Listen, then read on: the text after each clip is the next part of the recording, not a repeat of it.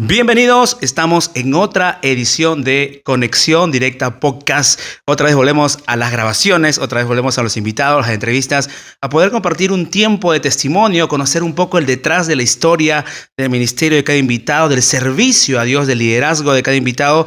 Y en esta noche tenemos a un amigo, una persona que lo conozco hace mucho tiempo. Es padre, pastor, predicador. También es escritor, ¿no? Ya nos va a comentar un poco acerca de lo que él está escribiendo, no solamente libros, sino también está escribiendo algo más. Pronto va a salir a la luz, así que lo van a saber. Con ustedes, el pastor de la iglesia Miluk, Bray Rojas. Gracias, Percy, gracias. Qué privilegio poder estar aquí en conexión directa juntamente contigo y aún con todos aquellos que posteriormente se van a conectar a esta entrevista. Este tiempo creemos que va a ser de mucha bendición, así como los panelistas anteriores que se han venido dando, que cada persona, cada ministro ha aportado algo, y bueno, hoy venimos a aportar aún algo pequeñito en ese tiempo. Bray, ¿cómo estás? Bueno, la verdad que cómo ha pasado el tiempo, ¿no? Rápido. Rapidísimo. Recuerdo las primeras veces que platicábamos allá por el 2014, 2015. No menciones fecha. No, todavía estábamos solteros ambos, ¿no? Todavía no nos habíamos casado. Bueno, tú me ganaste y después mucho después, pero ahora ya estamos de alguna manera en otra etapa de nuestras vidas también, ¿no? Pero creo que una de las cosas que hoy por hoy, dentro del trabajo en la iglesia, como líder, como pastor, ¿cómo inicia la historia de Bray? O sea, tengo referencias de que ha sido muy inquieto, ¿no? Sí. Ha sido muy inquieto en la adolescencia, ¿no? Ha habido cosas seguramente que han marcado tu vida a lo largo de este tiempo, ¿no? Pero ¿cómo viviste o cómo vivió Bray antes del llamado de Dios? Bueno, más que nada por el tiempo de la adolescencia. Yo creo que la adolescencia es una etapa de muchos cambios para todos, un tiempo de transiciones. Yo en la adolescencia era muy inquieto, muy rebelde, pero yo me acuerdo muy bien que cuando tenía 14 años, una de mis primas me invita a un retiro espiritual. Ok. Y Eso bueno, fue en Coshco. sí, No, en Costco. Ok. En Costco fue. Me invitaron a este retiro espiritual. Yo particularmente no quería ir, pero en el último momento, el último día, yo me animé y dije, prima, todavía hay espacio. Todavía hay cupo. Sí, me dice, te estamos esperando a ti. Bueno, cuando yo llego, me llevaron con mentiras, me dijeron que íbamos a jugar fútbol, me dijeron muchas cosas, y cuando llegué no era nada de lo que me habían dicho, pero bueno, ya estaba ahí ya estaba allí. No había cómo salir. Y sí, bueno, y es ahí donde pude conocer a Dios de una manera pero muy íntima, muy directo, cara a cara. Cara a cara. Te lo pregunto porque ocurre que a veces hay muchos, de repente, amigos, personas que nos van a ver en internet, en las redes sociales, y a veces uno se pregunta, ¿no? Pero ¿cómo es posible que alguien, ¿no?, que fue de tal manera, no sé, en la adolescencia, en la juventud, cómo es posible que Dios lo llamara, ¿no? Y yo creo que Dios no hace sección de personas, como dice la Biblia. No, claro, no, algunos amigos pensaron que me había vuelto loco. ¿Así? De verdad, porque como tú. Sí, cierto. Ok. Es que mi cambio fue muy radical. Aunque yo tenía 14 años, iba a la iglesia, pero yo era muy tremendo con mis líderes, con mis servidores. Avergüenza decirlo incluso. ¿Por qué? Porque a veces hice llorar hasta algunos líderes. Era muy inquieto, o creo que era la lija para algunos, ¿no? También. Para algunos. Soy instrumento de Dios. Sí. Úsame, Señor. Úsame, Señor. Y bueno, y algunas personas que estaban alrededor mío pensaron que me había vuelto loco porque yo llegaba antes a la iglesia 5 minutos antes de que termine. Ahora, eso era antes de que pueda tener ese encuentro. Cuando yo tengo el encuentro, llegaba 1 a 2 horas antes de que inicie. Le tocaba la puerta al líder, me daba la llave, abría, me ponía a limpiar y le decía, bueno, voy a esperar para el servicio. La gente dice, ¿qué pasó con él? Se volvió loco. Ok. Tú pasaste de vivir a Coshco a vivir a Nuevo Chimbote.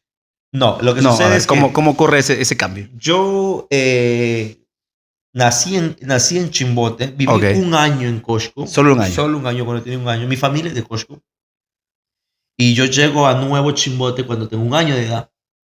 Ah, ok. Todo es, desde el año yo viví en Nuevo Chimbote, vivo en Nuevo Chimbote. Pero lo curioso es que yo conocí a Dios en una invitación que me dieron un evento en Cosco. En Costco. Ok, entonces ahora, después de ese momento, de ese encuentro que tienes con Dios, seguramente has vivido muchas etapas donde de repente has ido viviendo el proceso que Dios ha tenido para ti hasta llegar a ahora, ¿no? ¿Qué le dirías a todos aquellos? Porque visiblemente hoy por las redes sociales vemos mucho de lo que Miluk es como iglesia, ¿no? Y dicen, wow, pero ¿qué pasó en la vida de Bray y cuál fue el proceso de Dios para llegar a estar donde ahora estás? Wow, no, los procesos, cada año, cada situación, cada momento, cada proceso nos enseña a madurar en muchas etapas, ¿no? Para estar ahorita en Miluk, como estamos, no fue un proceso, fueron muchos procesos, que si lo enumeramos, Hacemos vigilia, sí, cabrón. yo creo que es lo que debemos hacer es creerle a Dios cuando Él nos llama, creerle. Yo me acuerdo mucho esta palabra que alguien me dijo, y lo dice la Biblia, eh, antes que te formase, te escogí, te llamé, te santifiqué, te di por profeta a las naciones. Pero lo curioso es que muchas veces nosotros ponemos muchas excusas. Y es ahí Ok. donde Dios te dice, no digas que eres un niño, no digas que no puedes, no digas que vienes de tal familia, no digas que no tienes recursos. Cuando a mí se me revela esa palabra, yo dije, Sí. efectivamente, Dios me está llamando. Entonces, Señor, si tú me estás llamando, aquí estoy. Mm. Es ahí donde empieza todo. Dirías que el problema de los creyentes, de los cristianos, de los que se congregan en una iglesia, es que no creen la palabra de Dios. Es una de las cosas que no les permite alcanzar las promesas. Y sí, sí, es que cuando uno cree, realmente, esa es fe. Mm. Esa es fe. Y cuando Como que tú, activas tu fe. exacto, Mm. exacto. Entonces, la fe se manifiesta en lo no visible para luego ver lo visible. Correcto. Entonces, y también tu fe te enseña a ver, te enseña o me hace entender cuándo tú conoces a Dios o O, cuánto se te ha revelado a Dios. o cuánto. ¿Verdad? Sí. Entonces, yo creo eso. Yo creo que muchas veces las personas dentro de la iglesia no dicen, no es que no tengan fe, sino que quizás no hay una revelación o una intimidad que no te permite conocer más allá a Dios. Oye, si yo conozco a Dios de una manera íntima, yo sé que lo que pueda pasar está en sus manos de Él. Claro. Entonces ahí se afianza nuestra fe, nuestra confianza en Dios y podemos caminar De hecho, sobre las no, aguas. de hecho que sí. Mira es lo que pasó con Pedro cuando Mm. camina sobre las aguas. Eh, eh, el Señor Jesús le dice a los muchachos, vayan Mm. y yo ya les alcanzo. Y de pronto Jesús se les aparece en el mar y la gente le decía, los discípulos decían, es un fantasma. Y Jesús dijo, soy yo. Mm. Pero Pedro reconoce la voz y dice, si eres tu maestro, haz que yo camine. Claro. Haz que yo vaya, perdón. No había visibilidad en ese momento, Pero- solamente la voz. Y, y ellos caminaron ¿en qué? No caminaron en el agua, ellos caminaron en la palabra de su maestro. Exacto. Eso es fe. Es claro, eso detona, ¿no? Totalmente. Detona en la vida de Pedro que hace que camine. Muchos nos quedamos con lo que dices, o sea, caminas encima del agua, pero encima no camina, sino camina en la palabra que Dios le dio. Así es. Wow. Primera, estamos comenzando. Estamos comenzando. Y bueno, digamos, primero fuiste líder de jóvenes, ¿no? Sí. Sí. ¿Cuál fue tu mayor desafío como líder de jóvenes? Los jóvenes. Todos aquellos No. que fueron liderados por Bray, ustedes son los culpables. Bueno, ¿cómo te explico? Arranqué a los 14 años de edad, conocí a Dios ya a los 15 años de edad. Al año siguiente ya empecé a liderar. Ya estaba. Sí. Ok. Y fue una locura porque, bueno, fue Dios, fue Dios. No sé si es posible que diga esto, pero lo voy a decir. Aquí estamos. Confesiones. Confesiones. Mira lo que sucede, que nuestra iglesia entra en una crisis. Mm. Nuestra iglesia entra en una crisis de división. Y bueno, mucha gente se fue, mucha gente se fue. No me avergüenza decirlo porque no es ni la primera ni la última. Muchas iglesias pasan ese proceso. Sí, cierto. Pero a veces esta crisis sirvió para quizás en ese tiempo nosotros salir a flote. Entonces, en esa crisis, mi pastora empieza a ordenar muchas cosas. Y bueno, decíamos, vamos a ordenar en los ministerios. Yo, gloria a Dios, había hermanos muy calificados, muy estudiados, con institutos, con todo, con mucha teología, con todo un plan de trabajo. Yo le decía, hey, yo te voy a ayudar. Delante de Dios, yo le decía, yo te voy a ayudar. Ya tenían todo programado y ellos también ya la tenían todo creído. Okay. Que ellos iban a ser los próximos líderes, ¿no? O ministros, porque tenían todas las cualidades. Y yo por aquí. Un día estábamos sentados en una reunión y la pastora hace esto. Bueno, hoy vamos a mencionar quiénes van a ser los líderes, tal. Y todos. Y yo llegué de lo más tranquilo, sentado, para ver quiénes iban a ser nuestros próximos líderes y a quién íbamos a apoyar. Y bueno, lo dejaron para el último todavía en suspenso. Bueno, el próximo líder de jóvenes de nuestra iglesia será Bray Rojas. 15 años. ¿Qué hice? ¿Qué hice? Pero ¿sabes qué es lo que me llamó más la atención? En decir, está bien, pastor, acepto el reto. Oh. Y eso fue el Espíritu Santo de Dios, porque después dije, ¿qué he dicho? ¿Me entiendes? Entonces, y es ahí donde bueno, dimos el primer paso. Dimos el primer paso y no hemos parado. Hasta aquí estamos. Varios años, ¿no? O sea, a ver, desde los 15 hasta qué edad más o menos. En el liderazgo de jóvenes, hablo que hasta los 18, 19, 20 años, liderando jóvenes, porque después se levantaron más líderes. Claro. Pero yo hasta el día de hoy sigo trabajando con jóvenes. Hasta el día de hoy. Me apasionan los jóvenes. Es una materia, ¿no? O sea es materia prima para la iglesia, es materia prima para sembrar la palabra de Dios, para verlos crecer, desarrollarse en el ministerio. Creo que no hay mejor momento para sembrar o etapa para sembrar que los jóvenes. Sí, es que eso es lo que hizo mi pastora conmigo. ¿Sabes cuál es lo tremendo? Hoy estoy donde estoy a causa de mi pastora. Y te voy a decir por qué. Por eso que quizás hay pastores, ministros que estén allí, apuesten por sus jóvenes. Por mí apostaron. Apostar en el buen sentido de la palabra. Confíen en ellos. ¿Por qué te digo esto? Mi pastora me dijo algo claro. Mira, Brian, arranca una etapa de liderazgo. Quizás yo no voy a poder darte todo lo que tú necesitas, pero hay eventos, hay un congreso de un mes. Yo te voy a financiar ese congreso. Ve y prepárate. Ok. Ya sé dónde. Sí. Ya tienes otra pregunta. Ya tengo otra pregunta. Entonces, y eso a mí me voló la cabeza. Claro. Me voló la cabeza porque jamás fue una persona cerrada, sino dispuesta a poder aprender, recibir lo bueno y desechar lo malo, ¿no? Por eso que fue fundamental eso en nuestra vida y es allí que la cual nosotros también confiamos mucho en los jóvenes, en los adolescentes, en las personas que aunque no tienen la capacidad, pero tienen la disposición. Okay. Y eso es clave para luego después ser capaces en algo. Claro, yo creo que a veces estamos buscando como a los más capacitados, pero que no están dispuestos. Así es.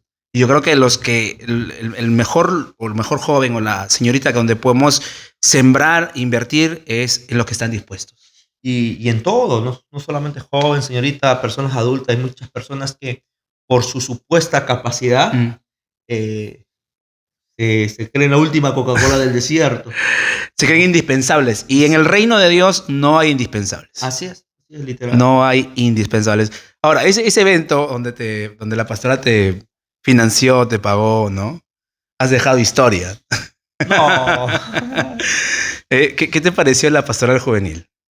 No, es un centro de equipamiento y de entrenamiento ministerial muy bueno. Al menos en los años donde yo estuve. ¿A cuántos fuiste? ¿A 2, 3? Fui a 3 y una cuarta fui de líder. Ya de líder, ok. De líder. Sí, no, fue un tiempo donde me rebobinó todo el entendimiento, la pasión y el amor por servir a Dios y por las almas, que es clave las misiones y todo. Eran 2 semanas de entrenamiento, de ministración, de palabra y sí. 2 semanas después misiones. De misiones, ¿no? Te mandaban a cualquier parte. ¿A qué lugares fuiste? Bueno, a Huaraz sé que fuiste. Huaraz fui como líder. Ya. Estuve en Tarma, En Tarma, Tarma Junín. Estuve en Huacho en Huacho y en Huánuco. y en Huánuco. Sí, Esos esas cuatro ciudades así es. ahí. ¿Y cuál fue la experiencia? Aunque creo que sé que vas a responder. ¿Cuál fue la experiencia que marcó tu vida? O sea, dentro de las misiones, no en la preparación, sino en las misiones. En el liderazgo. En el liderazgo, En Huaraz. en En Huaraz. Huaraz, ya. Huaraz me marcó mucho porque, aunque fui como líder de 10 líderes que salían de pastoral juvenil, no sé si es bueno decir esto. Me van a, me Vamos, van a fundar vamos a acá. quemar a varios hoy día. Ah. No, y lo voy a decir. Lo voy a decir Ya. porque es necesario. Confesiones 2.0. Vamos. Lo voy a decir porque es necesario. Muchas veces, como le decía, los pastores tienen que confiar en sus líderes, pero confiar no quiere decir es dejarlos abandonados. Mm, Confiar es, yo deposito en ti mi confianza y la responsabilidad, pero yo también voy a estar a cargo de ti. ¿Por qué? ok. Porque el joven está expuesto a muchas cosas. Entonces, cuando yo llego a Huaraz con el equipo de líderes de la pastoral juvenil, lo curioso es esto. Eh, Raro, fuimos a orar en la casa de una hermana, fuimos a orar y esta hermana estaba postrada, no podía caminar, estaba postrada. Y cuando empezamos a orar por ella, una de las jóvenes que estaban allí con nosotros empieza a decir, ahí está, ¡pum! Queda muda, Oh, literal, queda muda. Y no decía, no puedo hablar. Yo tenía 18 años, si no me equivoco, 10, sí, más o menos. Pero antes de eso yo te digo algo, yo le decía al Señor, Señor, ¿cuánto me gustaría enfrentarme con un endemoniado? ok. De verdad, siempre me apasionó eso. ¿Cuánto me gustaría enfrentarme? Quisiera saber qué se siente. No sé si a ustedes les han pasado, pero a mí me ha pasado. En mis inicios le decía, Señor, quiero enfrentarme con un endemoniado cara a cara. Yo sé que tú puedes, ¿me entiendes? Joven. Bueno, le dije a la muchacha, espéranos afuera. Y terminamos de orar y salimos de ese lugar y le dije, bueno, a todos los líderes les esperamos en la iglesia. Vamos a orar. Esto no puede pasar. Ustedes vienen a hacer ayuda y no vienen a hacer eh, una piedra más. Mm, tropiezo. Cuando llegamos a la iglesia, yo recuerdo esa oración que un día le dije al Señor. Yo quiero un endemoniado. Ok. ¿Cuántos te mandó? Dios es testigo de lo que voy a decir, porque no hubo nadie más en la iglesia, los 10 y yo. Pero para eso, otra de las jóvenes de ese equipo, Del del grupo. grupo, Mm, todas las noches se despertaba con un corte. Un corte en el brazo, en el pecho, en el abdomen, y no sabía cómo.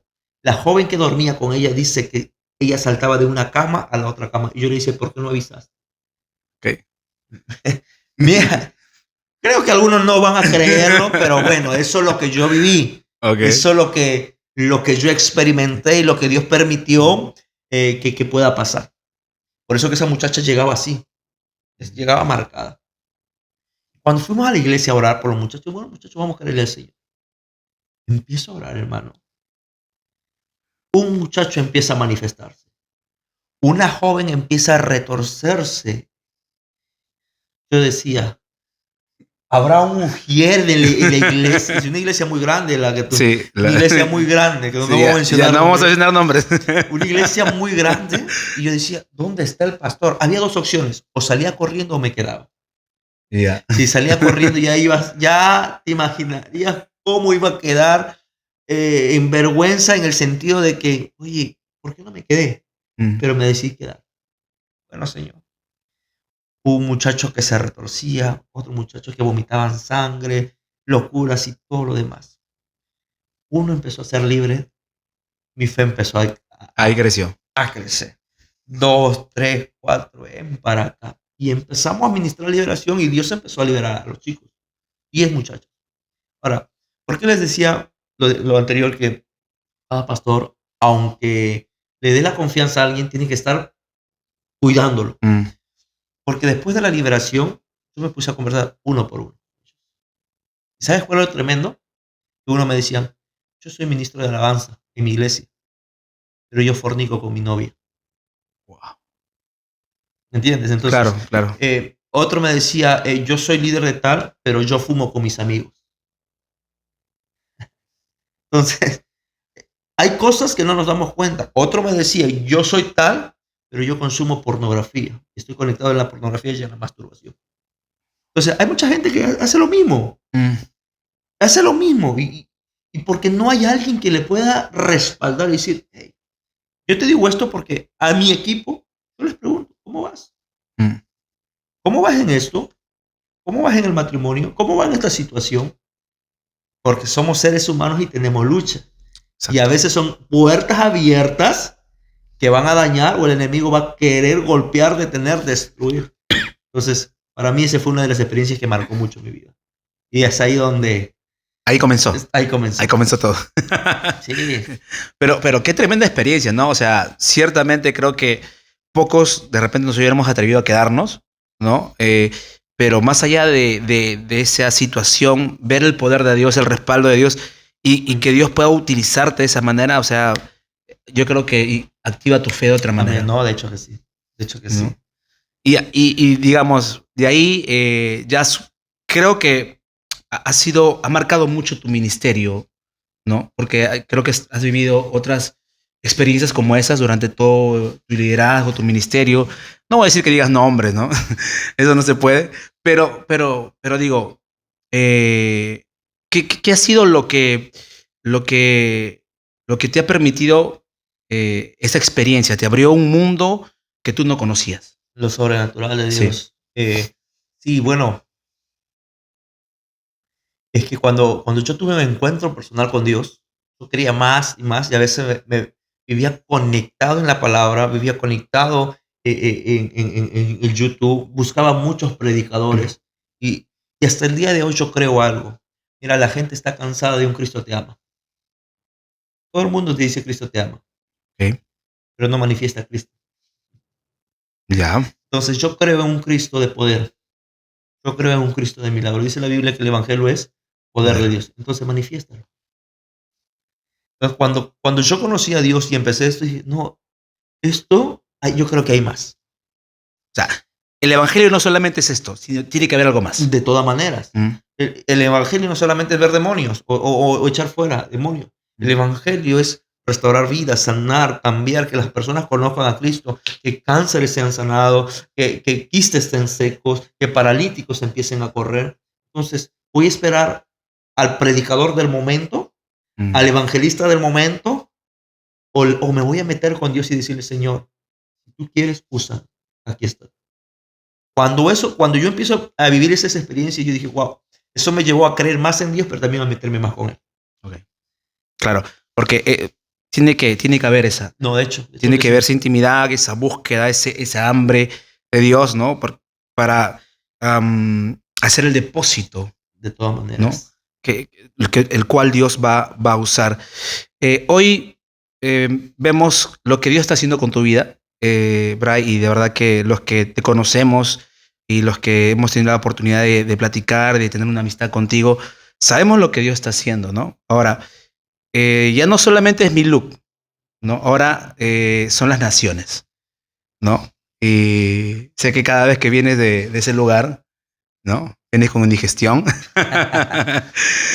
Nosotros pues, tenemos que ver las historias nada más de los asados, de las comidas, de las pizzas. Argentina ha sido una nación que Dios ha abierto para ti. ¿Cómo percibes la iglesia en Argentina? Argentina es una nación que amamos mucho, aunque hemos estado en otras naciones, Argentina es una de las naciones que nos permitió ministerialmente expandirnos. Mm, ¿Ok? Y por eso que amamos mucho a Argentina. Pero según las iglesias que yo he podido estar en Argentina, no hablo de todas, claro.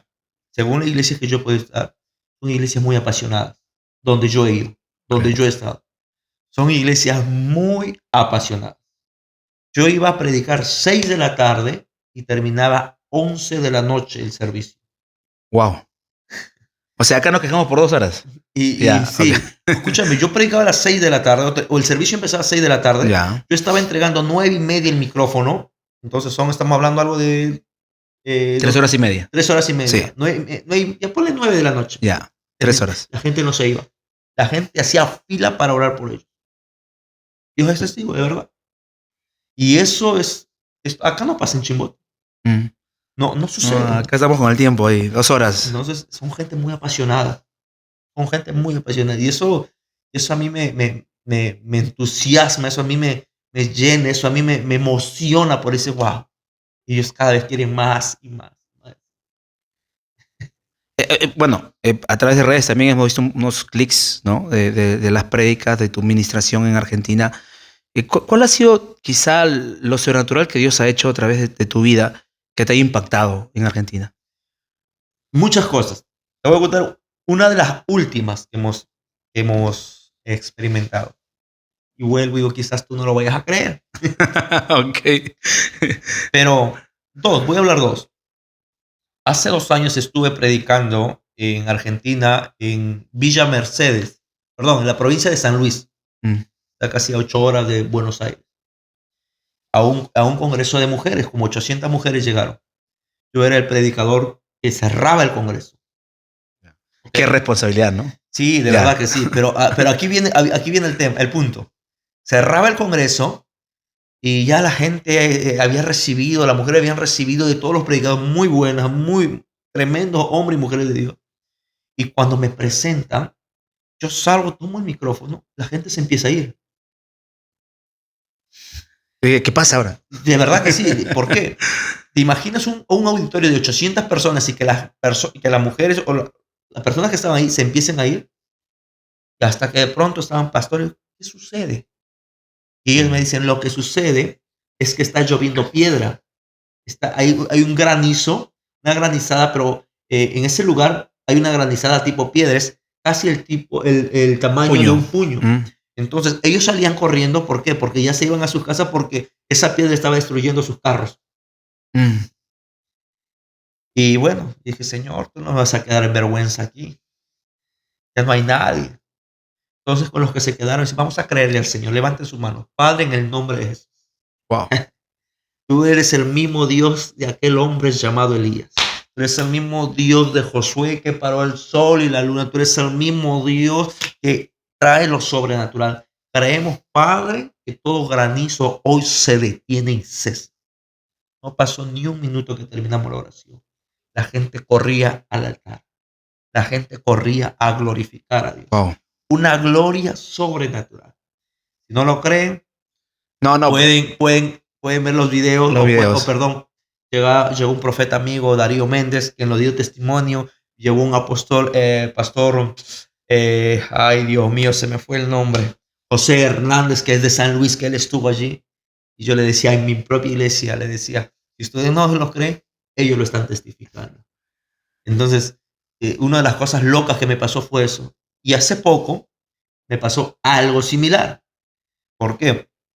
Estuve predicando en un congreso de jóvenes, después de mucho tiempo un congreso de jóvenes, porque en Argentina normalmente predico en iglesias generales. Pero esa vez me invitaron a un congreso de jóvenes.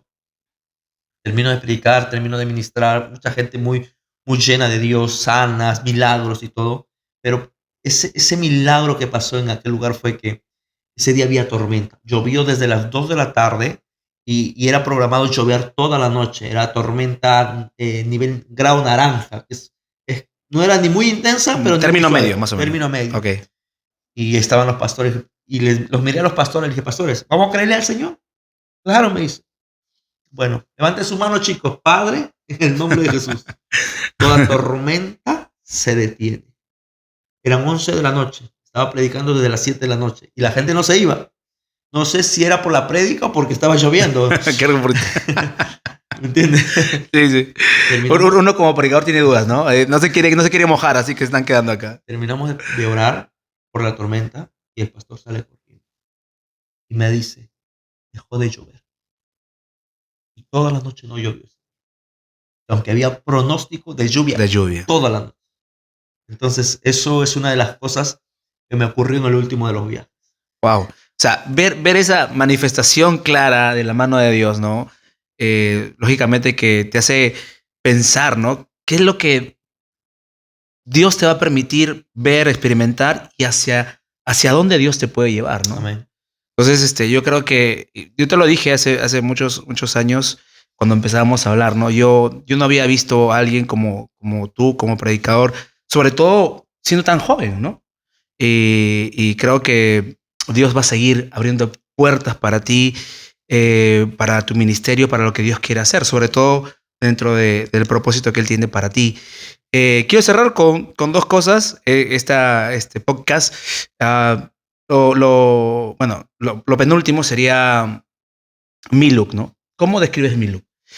Sé que ahora ya estás como, de alguna manera, como pastor principal, como predicador también ahí. ¿Cómo te sientes de ver crecer a Miluk de esta manera, influenciando a muchos jóvenes? Porque la mayoría son jóvenes, aunque también hay hermanos adultos, ¿no? Pero veo una generación de jóvenes que está creciendo en Miluk. Nosotros hemos dicho que en Miluk no hay gente vieja, sino que hay gente joven, doblemente joven Y y triplemente triplemente joven. joven. Bueno, ya me entendieron ya. Los jóvenes, los triplemente jóvenes son de 60 años. 20 por Eh, 3. Miluk, ¿cómo lo veo yo como mi casa? ¿Cómo me siento yo como en casa? Eh, Amo Miluk y trato que la gente sienta a Miluk como yo lo siento.